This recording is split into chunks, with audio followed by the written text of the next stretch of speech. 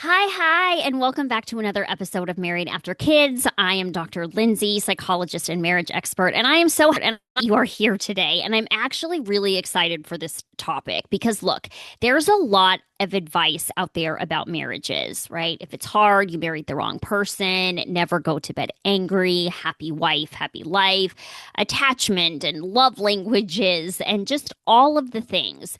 But I am here to tell you that you are being lied to.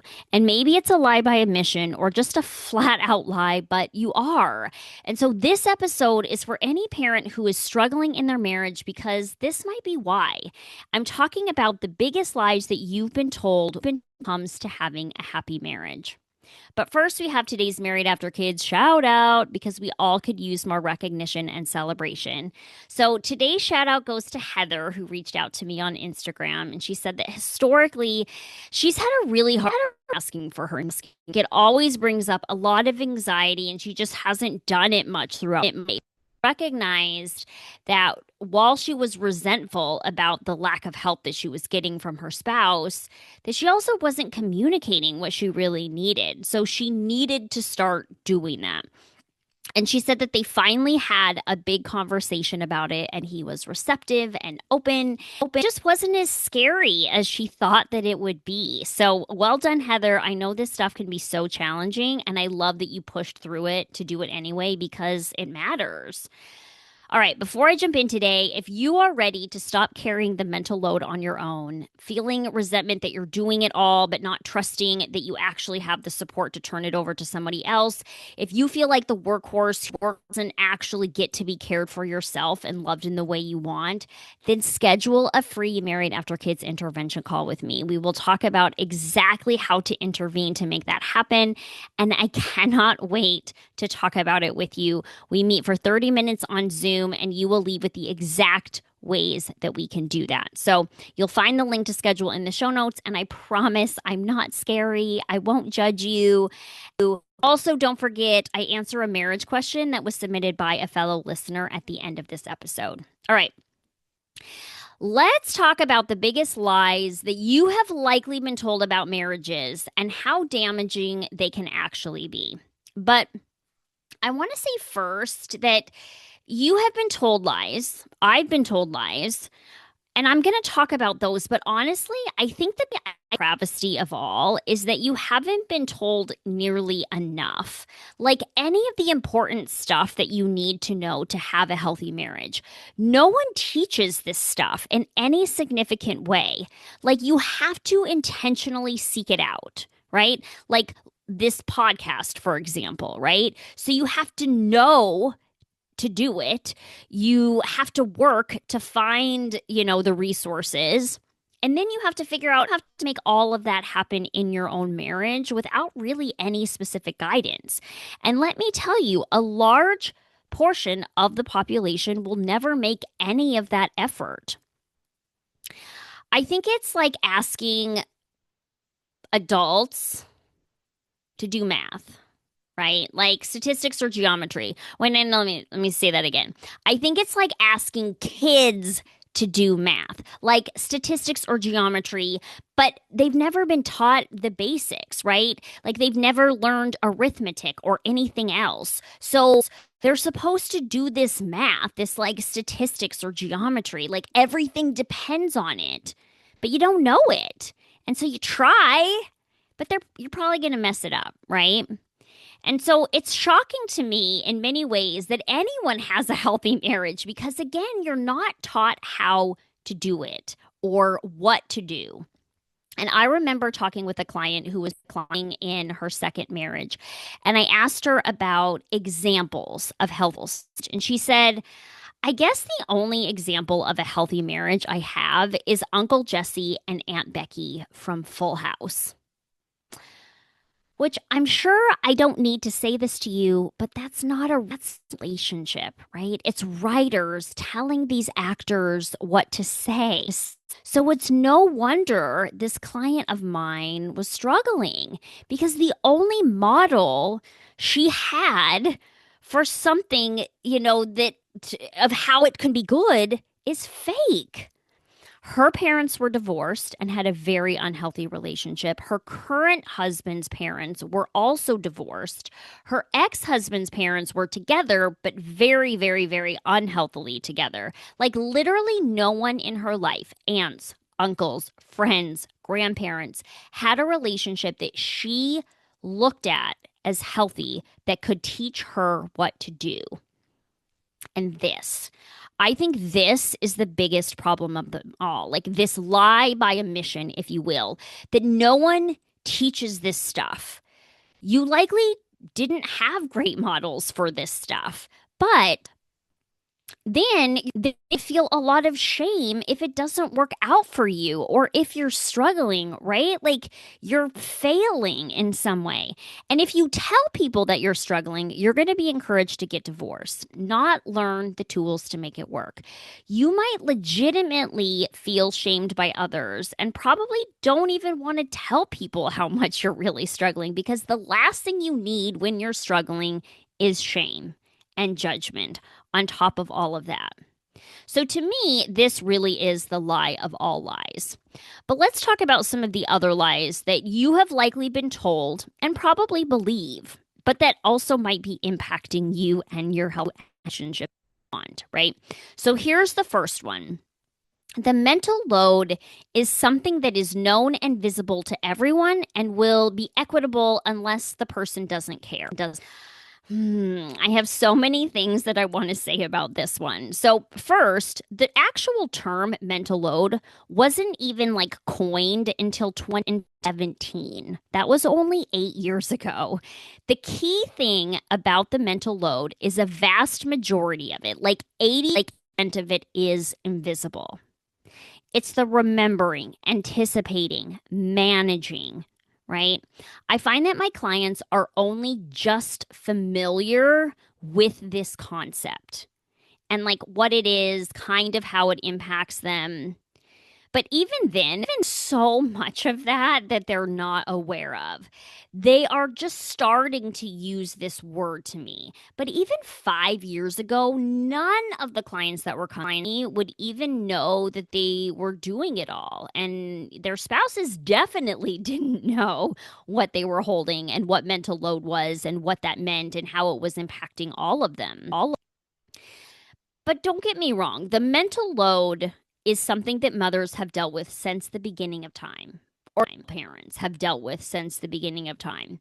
It is not a new concept, but the name is new. Having it be more like mainstream knowledge is also new and recognized as being one of the key components of the systemic stress having children that negatively impacts the connection that you have with your spouse is also new. We know that be the case. We're now starting to talk about it for the first time, really. Overall, many of my clients don't know the full depth of the mental load, like genuinely all the aspects of it. I was talking to one of my clients about this the other day, and she was saying all of these things that she had to do and honestly is resentful of because she's doing them all. And I was like, wait, why are you doing them? Not in like a judgment way, but like, let's talk about it. And she's like, well, he isn't going to. And I was like, well, probably part of the reason that he isn't is because you are, but like, why are you doing them? And she's like, I don't know. Like, I just started doing it and kept doing it, and now here we are. It wasn't something that she suddenly said, I'm going to do all of this and he's going to do. He like, it's just something that like happens, right? We don't think about it. It's not intentional. And then when it comes to this idea that the mental load is invisible, but it can even be elements that are invisible to you because you might have taken on things like she did that you don't even realize that you've taken on. Well, this happens to me a lot, and I literally have to think about everything I'm doing from time to time and think about why I'm doing it. If I need to be doing it, would there be a better way to do it, right? This isn't something that works itself out naturally. It's something I consciously have to do and consciously have my clients do. Like signing up for the summer camps that we were in right now, right? Like I'm thinking about that. I'm thinking of forms, I'm doing stuff, I'm doing research. Like, why am I doing that? And is there a better way? Is this something that we can be sharing? Is this something we need to talk about, right? That kind of thing. Okay. So first of all, if you're not even fully aware of why or of what we're doing, your spouse definitely isn't going to know. So including your spouse in this is another thing entirely. And I cannot tell you the number of clients who go to talk to their spouse about the mental load, and their spouse says that, like, that isn't a thing, or your standards are too high, or some version of that, which honestly is the most invalidating thing ever, by the way. So if you have ever said this to your spouse, not good. Not good at all. But truly, I find most partners don't really understand the mental load. Most non-default partners don't understand what the default partner is holding and what they're carrying. And it's why it's just like, well, just ask me for help. Just tell me what you want to do. Right. But this isn't co-managing the mental load. It's being a helper, a mental load helper. And I will tell you, they will never learn this because they don't know that they need to. They'll never learn what the mental load is. One, because you're doing it, so they're not experiencing it, but they don't, right? It's this idea that you will naturally roles and agree on it all and help each other and seek to understand. Like, this doesn't happen accidentally. And if you want to have a healthy marriage, this is something that you have to work on, both individually and as a couple. It requires a lot of work at the beginning and less time as it goes on. But look, this is still something that my spouse and I talk about every single week. We are just tweaking the system instead of setting it up for the first time. So don't assume that your spouse knows what mental load is holding. Don't assume you fully know the mental load that you are holding. And don't assume that you'll find a system or rhythm for this mental load without a lot of intention of conversations. And again, there are systems to help you create this and ways to make this easier, but it has to happen. Biggest lie that you've been told, number 2, don't show conflict in front of kids. It isn't healthy for them. I'm going to say first that I grew up in a household like this. We didn't talk about stuff, like hard stuff, ever. And I never saw my parents talk about hard stuff. So it makes a lot of sense that when it came to having my own interpersonal relationships, I really had no idea how to work through conflict. And I have always been so uncomfortable with it that I learned to be a people pleaser. People would just go along with people. But then my needs were never being met. And ultimately, I felt like I got walked on. And this is my entire high school relationship in a nutshell, entire high school experience in a nutshell. And it's like giving me anxiety thinking about it now. So if I think back to myself and how I was in conflict, I would be passive aggressive because, like, I would want to say my needs, but, like, you're not supposed to. And ultimately, the passive aggressive, like, way of doing it wasn't very me. And ultimately, I didn't know. And I really had to learn how to have healthy conflict, like how to be mad at somebody and still be respectful and kind and even loving. I had to learn how to hear someone else's perspective and validated while also voicing my own. I had to learn how to truly compromise. And I'll tell you, it would have been a lot easier if I would have witnessed this. I want my kids to see us doing all of this. I even want them to see us mess up a little bit and then fix it. The other day, my spouse and I were both being a little condescending with each other. And my oldest said, "Hey, nice." And we said, "You're right." We apologized to each other in front of our daughters and kissed and continued the conversation in a better way. Now, look. If you are being really unhealthy and nasty and, right, like calling each other names and like doing all the stuff, then no, I don't want your kids to see that. I don't want your kids to see you putting down your spouse or your spouse putting you down. I don't want to see defensiveness and gaslighting or anything like that. But true healthy conflict, that I want them to see. It only helps them to know how to do it when they get older and have to do it themselves. Also, you're going to have conflict with your kids, or they're going to have conflict with you, right? All of these tools apply to essentially any relationship that you have, right? So you have to know how to talk through things and repair and right? And you have to practice this with them too. And you want them expressing their feelings to you like this, and you need to be doing the same. All right. Biggest lie you've been told no. Any work on your relationship will work. And if it doesn't, then you're doomed. I feel like I'll have clients who say they went to marriage counseling and their spouse went once and then didn't like it, or they felt uncomfortable and then stalling, or like they used one app together and, and no one followed through with it, or they tried something and right, and then that's it. But here's what your marriage needs. You need to identify bad habits and behaviors that are negatively impacting your relationship and your partner. And you need to make an effort to change those habits, not like one time, but actually do whatever you need to do to need those habits long term. And then you need to be constantly reassessing to make sure that things are still good and if there is something else that you may need to change or fix.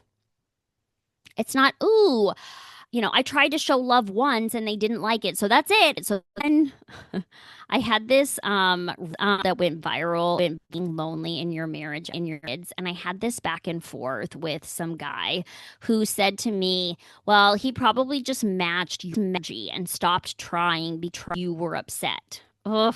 And this is so much no. Like, if I'm telling you I'm lonely and I need more, and like I'll do what I can do to help you, you don't just try one thing and be like, well, I tried. Like, it's your fault. Like, now you deal with it. Right? No, that isn't how this works. You keep trying until you find something that does work. You humble yourself to say, I might not know how to do what you're asking, but I'm willing to learn the tools. You keep trying and you keep going because you would want your spouse to keep going for your feelings and your needs. I also had a different reel go viral, like literally 1 million views, where I was asked about bad experiences, couples therapy, which, oh my gosh, you should go and look at this one because these stories are like horrendously awful. But thousands and thousands of people shared their bad stories with me. And so here's the thing, even if you go to a professional, you still might not go to the right one, or it didn't work with that one. The point is, keep trying. Change modalities. Try someone else. Keep going. The biggest marriage I've been told, number 4, your marriage will bounce back after having a baby. Nope, it will not. It will stay bad or it will get worse. And research backs this up. Specifically, it shows that there is a decline in relationship satisfaction from pregnancy to about 12 months postpartum. And it declines further into the second year unless there has been intentional work on the marriage. And longitudinal studies show that the decrease in satisfaction doesn't disappear here, steady for years or for, right? It's because your dynamic has changed, and there is all the dynamic stress that doesn't go away. It's something that is something of your marriage now. And unless you learn to manage that stress with new systems and new ways of dealing with each other, it won't get better. even if you want it to, even if you both want it to. So often people will put it on their spouse. Like if my spouse learned this or did this differently or up in this way. And yeah, that probably would help. But the reason that they are doing it is because of the systemic stress. And if you don't figure your way around it, they won't learn. They won't step up in the way that you want.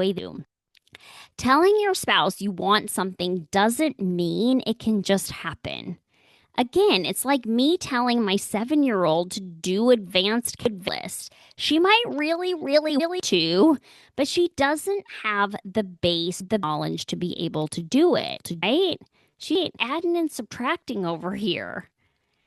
So say, I told my spouse to help more and he just isn't. And I'm like, oh, we have a lot more work to do here. How did you ask it? What would be a better way? Were you specific enough? Did you talk about barriers that is getting in the way from his end? Is it triggering him? We need to get around that. What is going on? Is there a gap in skills? Like, do they even know how to do the thing? There are so many things to consider here. I have so like I asked them and they did it once and then it never happened again. And I'm like, well, you're asking someone essentially to a pattern, a thing. It's not going to be perfect the very next time, even if we wanted to. All right, last one. The last biggest lie that you've been told about marriage is you only get marriage counseling or marriage support if things are bad.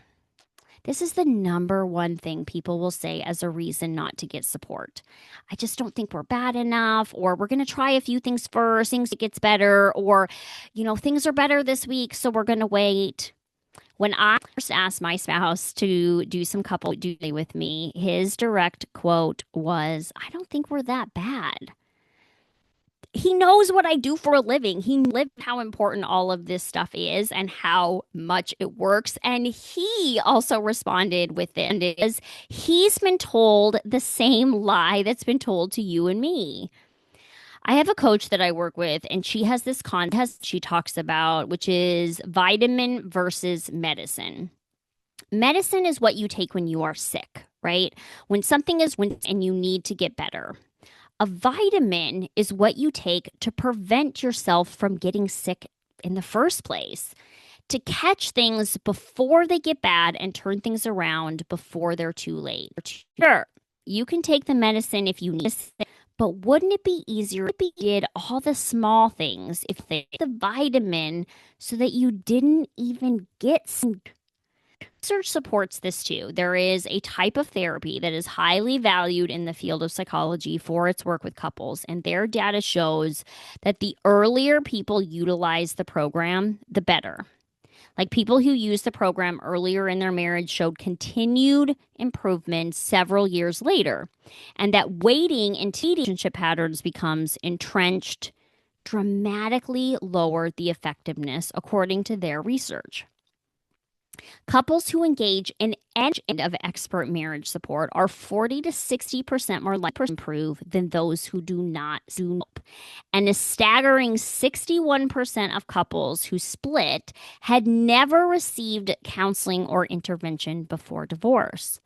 The point is, the earlier that you can build healthy habits in your marriage, for me, the sooner that you can establish healthy habits after kids, the better, right? That's what I do. But the sooner that you can get working systems, the sooner that you know how to support each other and love each other with the kids, the better. This is the vitamin, and it works so much better. And look, medicine is there for a reason. If people do wait until things are bad or broken, or if you end up there not even really knowing was coming, it's there and it's helpful, and that's a really great. But you have to recognize that if this is how you're thinking about it, it will be harder. The process of recovery will be harder. There are more patterns to break, more damage to overcome. The process might be slower, and again, it's okay, but you also have to realize this going into all of it. We know early intervention helps, like substantially helps. And I'm just making you know it too, so that you can make the most informed decision ever for your marriage. All right, my friend. The biggest lies that you have been told about marriage are, first of all, the lie of omission that you're just not even taught the tools to have a marriage, right? So you're supposed to have one, you're shamed for not having one, but we're not going to even give you the information. But the actual lies that I'm going to talk about today, that mental load is something that's visible and everyone knows about it, and it's going to work itself out after you have kids. Nope. The second is don't show conflict in front of your kids. It will damage them. Nope. The third is any relationship will work or you're doomed for divorce. Nope. Number four, numbers will after having a baby. Nope. And number five is if you don't get support, and number five is you don't support until things are really sad. No. All of these are lies, and all of these will keep you stuck or focusing on the wrong problem if you let them. All right, before I go today, I want to answer a marriage question that was submitted by a fellow listener. Today's question is, I don't feel like my spouse can be there for me in the way I need. How do I fix this? How do I feel resentment? So, first of all, find a place for that resentment to present in a healthy way. Like it's there, it's real. You can't ignore it or pretend that it isn't there, but we also don't want it to come out in ways that are counterproductive to your goals here. So find a healthy outlet for that. Second, what gets in the way of the spouse being there for you in the way you need? This is kind of what I was talking about earlier, right? Like what barriers are is lack of desire? Your spouse doesn't care to be there for you? Is it a lack of skill? Like they're being there or they're trying isn't translating? Is it a product of social conditioning or default cultural expectations? Like I'm a man, so I only do like XYZ kind of things, or I'm emotional, right? Is it a communication issue or you aren't communicating as specific as you need to, like more than one of these happening at the same time, right? Like what is really going on? You have clear on that and on what's going on, what's getting in, so that you can actually make a plan for how to solve it. You can solve the problem, so to speak, right? And this is also what my free Married After Kids intervention call is for. We can work to identify what is getting in the way and how to make it better. Okay, thank you so much for being here. It means so much to me that you spend any of your time with me. As always, I love to hear. If you have any thoughts, comments, questions, anything, leave a comment, review. If you have topics that you want to hear from me, let me know. If you need questions, let me know. And with that, take care of that. And I will be back next week with a Married Up with topic you won't miss.